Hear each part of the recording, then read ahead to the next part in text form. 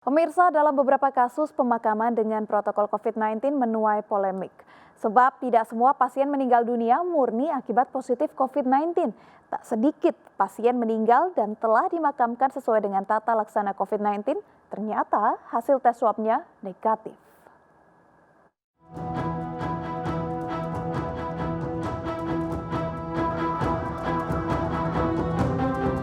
Pemakaman dengan protokol COVID-19 marak menuai pro kontra dari masyarakat. Penolakan dilakukan karena dianggap tidak semua pasien meninggal murni akibat positif COVID-19. Karena belakangan diketahui tak sedikit pasien meninggal yang telah dimakamkan dengan protokol COVID-19 ternyata hasil swabnya negatif. Hal ini pun menimbulkan luka mendalam bagi pihak keluarga. Seperti yang dialami Nia, warga Cengkareng, Jakarta Barat. Pada tim delik, perempuan 24 tahun ini mengungkapkan dirinya dan keluarga sangat terpukul saat mengetahui sang ayah harus dimakamkan dengan prosedur COVID-19. Padahal saat itu pihak rumah sakit menyatakan almarhum sang ayah meninggal karena sakit jantung. Namun pihak keluarga tetap tidak diizinkan membawa pulang jenazah. Berarti ini bukan COVID ya? Setelah dari ditelepon itu, akhirnya pihak keluarga beres-beres rumah untuk kedatangan ini kan. Jenazah ternyata tidak diperbolehkan untuk datang. Apa alasan dia? Dia bilang mengikuti protokol COVID-19 itu. Tapi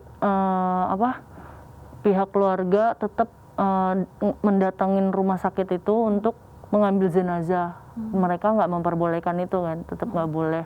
Dengan alasan ini udah protokolnya, kata dia gitu. Tapi COVID nggak sih sebenarnya?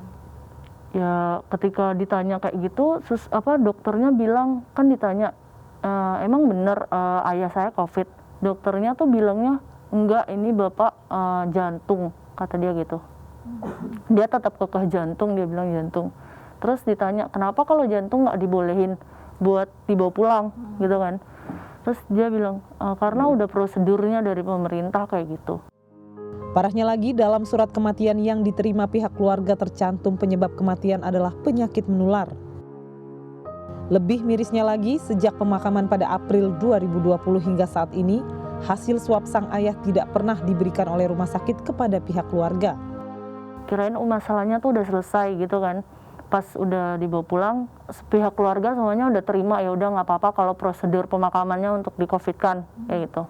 Tapi yang kurang terimanya itu ketika pulang dikasih surat surat kematian itu dari pihak rumah sakit, mereka tuh malah mencontreng penyakit menular. Hasil swabnya itu sampai sekarang nggak keluar, nggak ada. Akibat ketidakjelasan dari pihak rumah sakit tentang penyebab pasti kematian sang ayah, kini Nia dan keluarganya harus menanggung stigma dan pengucilan dari lingkungan tempat tinggalnya. Banyak orang yang langsung kayak adik saya yang paling kecil itu main, adik malah yang paling kecil itu main. Terus orang tuanya tuh bilang jangan main sama dia karena ayahnya tuh COVID gitu. Kasus yang hampir sama juga dialami Yuni, warga Karawang, Jawa Barat. Sang kakek yang awalnya mengidap stroke dan dirawat di salah satu rumah sakit swasta ini terpaksa harus dimakamkan dengan protokol COVID-19. Almarhum sang kakek awalnya merasa demam dan sesak sehingga harus dilarikan ke rumah sakit. Sayangnya pihak rumah sakit langsung menyatakan bahwa sang kakek diduga COVID-19 dengan hasil ronsen pneumonia. Bahkan sebelum hasil swab keluar, sang kakek tetap dinyatakan meninggal karena COVID-19 dan dimakamkan sesuai protokol kesehatan. Dan pada saat kakek saya meninggal ini hasil swab tesnya itu masih belum keluar gitu. Padahal kalau untuk rapidnya sendiri hasilnya itu non reaktif. Ya, tapi dari pihak rumah sakitnya itu tetap kekeh. Waktu pas meninggal itu rumah sakitnya itu bilang kalau misalnya kakek saya akan dinyatakan meninggal dikarenakan COVID. Keluarga semakin terpukul saat hasil swab sang kakek keluar dan dinyatakan negatif COVID-19. Hari pemakaman itu tidak lama, masih hari pemakaman juga, akhirnya surat hasil swab testnya sudah datang yang mengatakan bahwa kakek saya itu negatif, hasil negatif. Ketelitian dalam penetapan pasien COVID-19 dan meninggal karena COVID positif seakan belum punya acuan baku sehingga membuat bingung masyarakat. Kalau dalam situasi begitu, seorang dokter itu akan melihat bahwa dalam perjalanan penyakitnya itu yang berat adalah ada pneumonianya tadi. Nah, setiap pneumonia ya walaupun kita tidak temukan adanya positif, itu kita harus lebih berhati-hati. Karena kita tidak tahu apakah memang dia masih menular atau tidak menular. Jadi COVID itu bisa jadi PCR negatif, bisa jadi. Karena satu, cara pengambilan juga berbeda-beda. Kekisruhan seputar pemakaman dengan protokol COVID-19 juga terjadi di Pematang Siantar, Sumatera Utara. Seorang suami protes lantaran tidak terima sang istri yang dinyatakan meninggal karena COVID-19 dimandikan oleh 4 pria yang diketahui sebagai petugas rumah sakit. Yang memandikan adalah laki-laki, benar ya Bang ya? Empatnya laki-laki. Keempat-empatnya laki-laki. Ya. Kemudian abang masuk nggak waktu memandikan? Tidak dibenarkan masuk, hanya curi-curi. Begitu ketahuan, pintu dikunci. Karena ini adalah soal akidah, rasa sakit sekali rasanya. Tindakan pihak rumah sakit yang memandikan jenazah wanita dengan petugas yang bukan muhrim ini pun viral dan menimbulkan kontroversi. Yang kedua juga soal tenaga. Nggak semua rumah sakit punya tenaga yang mumpuni untuk pemulasaraan jenazah. Sehingga tadi ada kasus misalnya yang perempuan kok yang nangani yang laki-laki. Ini tidak jadi masalah. Kenapa? Karena di aturan pun disebutkan seperti selama ini bahwa itulah yang ada. Itulah yang dimampu dari rumah sakit ini. Kalau tidak diselenggarakan malah justru itu menyalahi aturan. Kalau ini tidak menyalahi aturan. Sepanjang tolong dicamkan semua kita adalah ada informed consent. Informed consent itu artinya kepada keluarga yang meninggal ini tadi dikasih pengertian, dikasih komunikasi dulu, baru kemudian dia menandatangani form bahwa oh sudah kami ngerti.